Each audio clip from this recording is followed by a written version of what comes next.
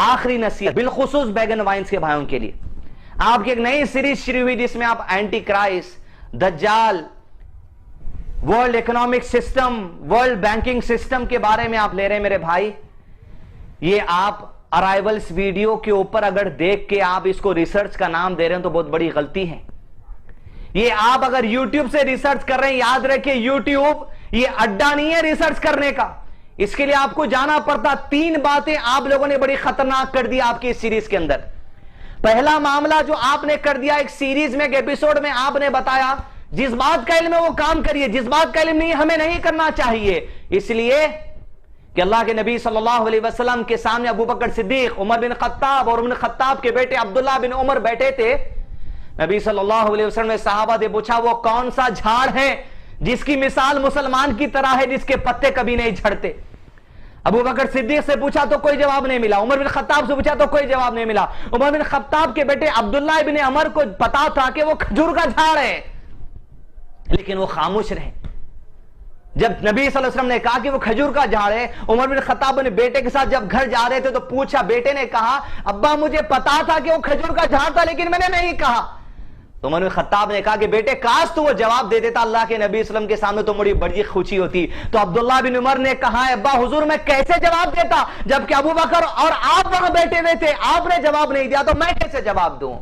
तो जिस चीज का इल्म पर हमारे बड़े खामोशी इख्तियार करे हुए हैं, उलेमा खामोशी इख्तियार करे हुए हैं, उस चीज को अपनी मंतीक, अपनी लॉजिक, अपने मज़ाहिया बातों में या अपनी मंतीक या अपने रिसर्च को जो छटे हुए वीडियो से आप जो सब बात पेश कर रहे हैं, इसको मत दीजिए ना। पहली बात आपके वीडियो में आपने पेश की कि शैतान किस तरह अपने चेहरे को चेंज करते हैं। देखो, किसी फिल्म का आपने बता दिया, एक लेडी को बता दिया जो इंसानी शक्ल में जो टेढ़ी हो रही है ग्राफिक्स की शक्ल से, और उसको चील बना दिया गया, और आप ये लोगों को बता रहे हैं कि शैतान है जो चील बन गया। अस्तगफिरुल्लाह व अतूबु इलैहि। अब आप गैब की बातों में हाथ डाल दिए।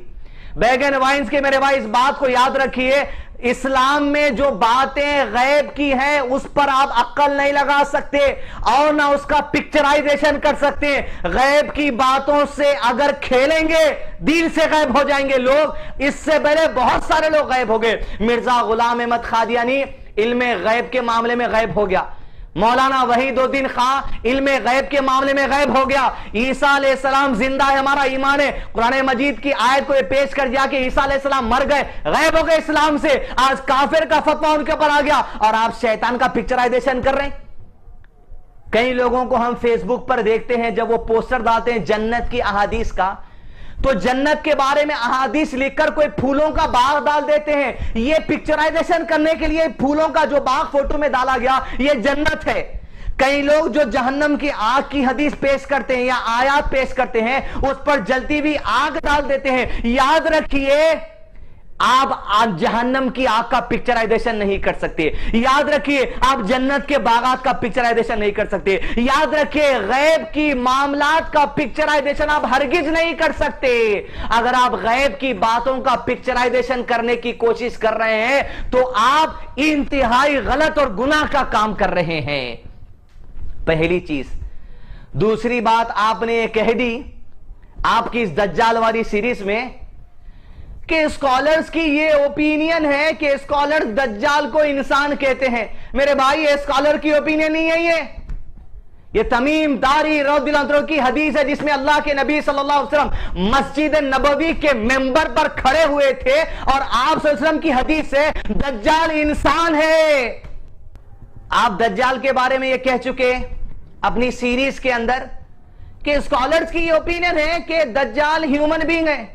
अरे मेरे भाई, ये दीन की बात है, ये हदीस की बात है। हदीस में स्कॉलर की ओपिनियन नहीं चलती। डायरेक्ट आपको हदीस का हवाला देना पड़ेगा, आपको कुरान का हवाला देना पड़ेगा। डायरेक्ट स्कॉलर की ओपिनियन बोल के आप पेश नहीं कर सकते। तमीम दारी रोजनों की हदीस है, गालिबन मुस्लिम शरीफ की, अल्लाह के नबी सल्लल्लाहु अलैहि वसल्लम मस्जिद नबवी के मेंबर पर खड़े हुए थे और मेंबर पर खड़े होकर आप सल्लल्लाहु अलैहि वसल्लम ने कहा कि दज्जाल ने खुद कहा तमीम दारी से, मैं इंसान हूं, वो इंसानों में से है। दीदाने मिल्लत इसकी हदीस है। अक्ल मत लड़ाइए, गैब की बातों में हाथ मत डालिए। दज्जाल इस वक्त गैब की बातें हाथ मत डालिए। शैतान का अपने चेहरों को बदल लेना गैब की बातें, इसमें हाथ मत डालिए।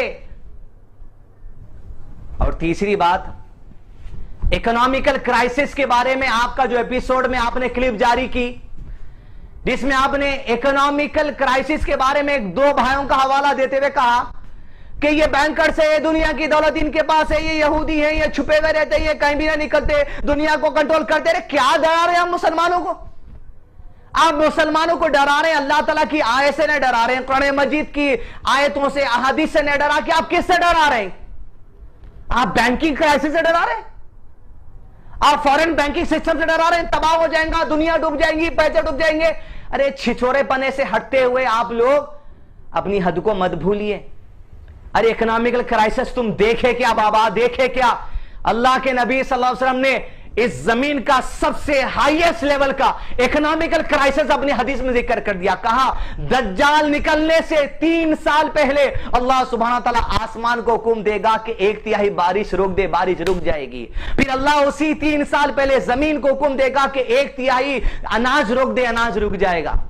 इकोनॉमिकल क्राइसिस की जो शुरुआत है, फूड क्राइसिस की जो शुरुआत है, दुनिया परेशान हो जाएगी, वो दज्जाल निकलने से 3 साल पहले का है। ये बैंकर्स क्या कर लेंगे? कुछ नहीं कर सकते। आप डराइए मत बेहुदा बातों से लोगों को। फिर अल्लाह सुब्हानहू तआला दज्जाल निकलने से 2 साल पहले कहेगा आसमान से कि दूसरा 1/3 1/3 बारिश रोक दे। जमीन से कहेगा कि दूसरा जो हिस्सा है 1/3 अनाज को रोक दे, जमीन रोक देगी। और जब दज्जाल निकलने से ठीक 1 साल पहले आसमान को अल्लाह ताला हुक्म देंगे कि रिमेनिंग 1/3 रोक ले बारिश, जमीन को हुक्म देंगे कि लास्ट 1/3 जो परसेंटेज है उसको भी रोक ले अनाज। तो दज्जाल जमीन से निकलने से आखिरी 1 साल पहले ना बारिश का बूंद गिरेगा, ना जमीन से अनाज का दाना उगेगा। मेरे भाइयों, एंटी क्राइस्ट अराइवल्स वाले और दीगर मेरे भाई जो ये वीडियोस के जरिए ये बारामूला हिल्स कहते, ये फलां हिल्स कहते, ये कहां से ले लेके आ गए इंटरनेट पे बैठ के, ये लोग जो इसके पीछे अपनी लॉजिक का अक्ल लड़ा रहे हैं, मत डराइए। ऐसा इकोनॉमिकल क्राइसिस आने वाला है दज्जाल के दौर में, ना एक दाना उगने वाला है, ना एक बूंद बरसने वाली है। तो सहाबा जब हदीस सुने तो कहा अल्लाह के नबी सल्लल्लाहु अलैहि वसल्लम, उस जमाने के मुसलमान, उस जमाने के लोग क्या खाएंगे, क्या पीएंगे? तसव्वुर करके देखिए आप कैसा क्राइसिस है, फूड क्राइसिस, इकोनॉमिकल क्राइसिस। जब अनाज नहीं लिखेगा तो लोगों बिजनेस क्या करेंगे? जब पानी नहीं बरसेगा कि लोगों की इंडस्ट्री क्या चलेंगी?